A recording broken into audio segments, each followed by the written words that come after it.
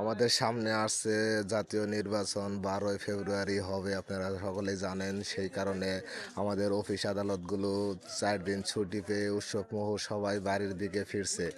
রাস্তাঘাটে কি একটা হয়রানির অবস্থা, যানজট পড়ে মানুষ যার যার মতো রাস্তায় একাই হাঁটছে এবং কি দাঁড়িয়ে আছে। এতটাই যানজট পড়ছে সেটা আসলে দেখে বোঝা যাচ্ছে।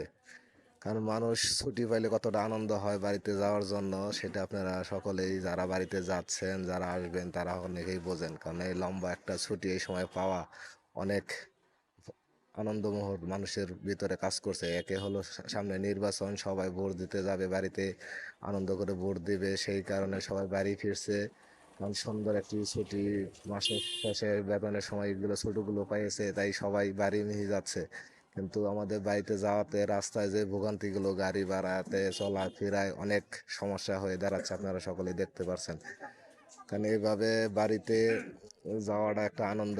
সবাই একসাথে আবার অনেকদিন পর হবে, হয়তো সামনে কিছুদিন পর আমাদের পবিত্র রমজান মাস চলে আসছে, তারপরও মানুষ বাড়ি ফিরছে যে এই সুযোগে ঘুরে আসি, লম্বা একটি ছুটি পাইছি, বাড়িতে যাই ঘুরে ফিরে সবার সাথে দেখা সাক্ষাৎ করে ভোট দিয়ে খুব হাসি খুশি ভাবে আবার ফিরে আসবে সবাই কর্মস্থলে।